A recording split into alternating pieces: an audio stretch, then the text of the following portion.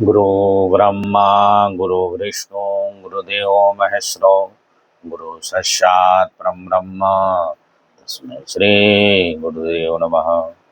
वराहपीरं नटर्वपो कर्णयो कनिकारं विप्रवासदकनकविशं भजन्ते च माला सचिदानन्दरूपाय विशुद्धभक्त्यादितवे तापत्रविनाशाय श्रीकृष्णाभ्यं नमः।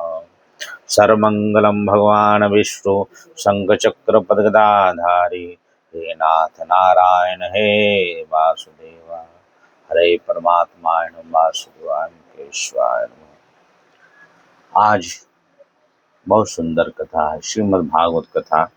जन्म जन्मांतर के जो पुण्य प्रकट होते हैं, उदय होता है, भगवत कृपा से श्रीमद् भागवत कथा सुनने का फल प्राप्त होता है, श्रवण करने का कृपा प्राप्त होता है।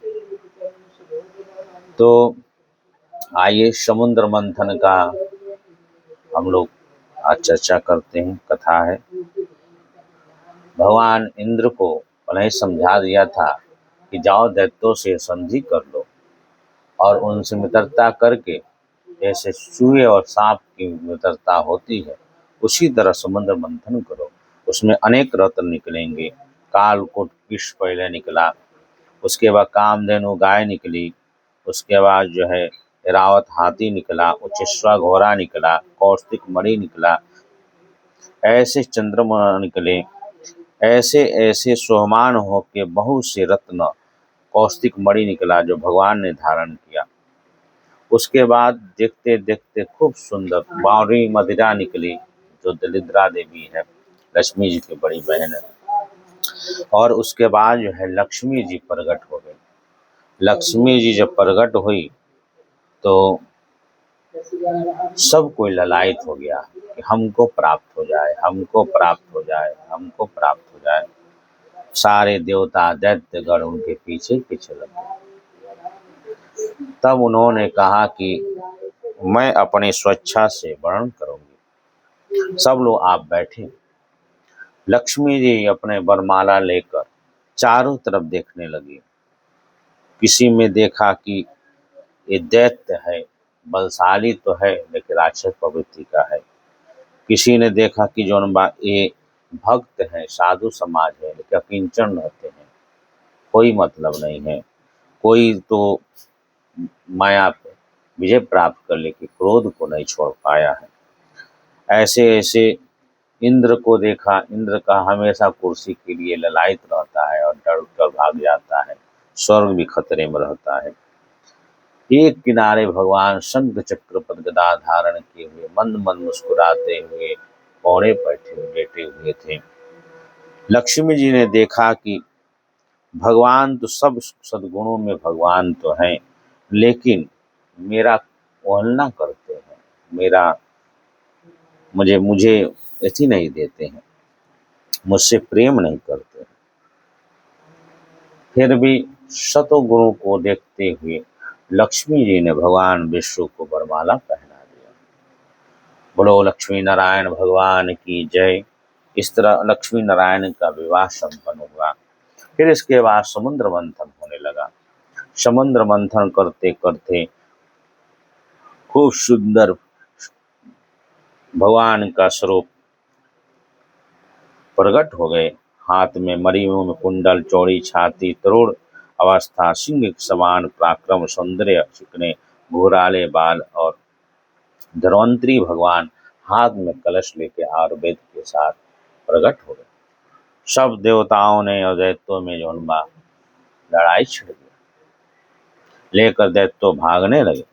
उसी समय भगवान देवताओं ने भगवान के शरण को याद किया और कहा, हे प्रभु आप हमारी रक्षा करें। तब मोहिनी रूप धारण करके भगवान खूब सुंदर रूप धारण किया और दैत्यों के सामने जाकर नाचने। उन्होंने कहा, दैत्यों ने कहा कि हे सुंदरी तुम कौन हो? तब भगवान अपना परिचय देते कि मैं मोहिनी हूं। तब दैत्य पूछ रहे थे कि आप लोग किस लिए लड़ रहे हो? आप तो दोनों श्रेष्ठ कुल के हैं, दोनों भाई हैं, फिर युद्ध लड़ाई किस बात की है? तब राजा बलि ने कहा, हम लोग अमृत पाने के लिए लड़े और हम दोनों ने संघर्ष किया है, इसलिए अमृत निकला है और अब अमृत हम लोग पीना चाहते हैं। तब मोहिनी भुआ ने मंद मंद मुस्कुराते हुए माया जाल फेरा और उन्होंने कहा कि तब दोनों भाइयों का हिस्सा होना चाहिए, लाइए हम पिला देते हैं। दैत्यों ने विश्वास करके मोहिनी भगवान को कलश दे दिया। इधर एक पंक्ति में देवता, एक पंक्ति में दैत्य, दोनों बैठ गए और भगवान नृत्य करते करते माया जाल मंद मंद मुस्कुराते हुए देवताओं को अमृत पान कराने लगे और दैत्यों को मदिरा पान कराते थे। राहु नाम का एक दैत्य था, वो सब देख लिया, फिर जाके सूर्य चंद्र के बीच में आकर भेष बदल कर वहां बैठ गया। भगवान ज्यों जो है उसको अमृत पान देवता समझ के पिलाया, तब चंद्रसूर ने ही इशारा कर दिया भगवान को, ये तो दैत्य है। तो भगवान अपने स्वरूप में आकर और चक्र से उसका सर काट दिया। चूंकि अमृत पी चुका था इसलिए अमृतत्व को प्राप्त हो गया। तब ब्रह्मा जी ने उसको 2 ग्रह राहु और केतु 9 ग्रह में शामिल कर लिया। उसके बाद भयंकर युद्ध हुआ, इतना भयंकर युद्ध हुआ क्योंकि देवता अमृत पी कर पुष्ट हो गए थे। तब रणभूमि में सब एक दूसरे के देवता और दैत्य एक दूसरे में भीषण युद्ध करने लगे। करते करते करते जब भगवान, एक दैत्य था, 8 भुजा काल नेमी दैत्य था, महाविशाल था, वो मरता ही नहीं था। तब देवताओं ने भगवान को प्रार्थना किया, भगवान की स्मृति मुक्त कर देती है। वे परीक्षित, इंद्र ने आदि देवताओं ने उनकी माया को प्रतिकार करने के लिए बहुत कुछ सोचा विचारा, कुछ न सूझा। विश्व के जीवन दाता भगवान का ध्यान किया, ध्यान करते हुए ही प्रकट हो गए। बहुत बड़ी झांकी गरुड़ पे, भगवान गरुड़ पे कंधे पर धारण, उनके चरण कमल विराजमान थे, नमित कमल के समान बड़े कोमल नेत्र थे, पीताम्बर धारण किए हुए थे, 8 भुजाएं, 8 आयुध, गले में कौस्तिक मणि, मस्तिष्क और मूल्य मुकुट, कानों में कुंडल झिलझिल कराए थे। देवताओं ने अपने नेत्रों के भगवान की इस प्रकार छवि का दर्शन किया। शंख चक्र पदगदाधारी, हे नाथ नारायण हे वासुदेवा। इसी तरह भगवान उनके सामने प्रकट हो गया और काल में दैत्य ने देखा कि लड़ाई के मैदान में करुण वाहन भगवान आ गए हैं। तब उन्हें सिंह पर बैठकर बड़े वेग से उन पर त्रिशूल चढ़ाया। भगवान ने गरुड़ पर लगने वाला था, खेल खेल में उन्हें पकड़ लिया और त्रिशूल के चलाने वाले काल नेमी दैत्य तथा उसके वाहन को मार डाला। माली शुमाली 2 बड़े दैत्य बलवान थे, भगवान ने युद्ध में चक्र से उसका सिर काट डाला, निर्जीव होकर गिर पड़े। तदंतर माल्यवान और प्रचंड गदाधर गरुड़ पर वेग के प्रहार किया, और भी भगवान ने देखते देखते उसका सिर में धड़ सनक कर दिया।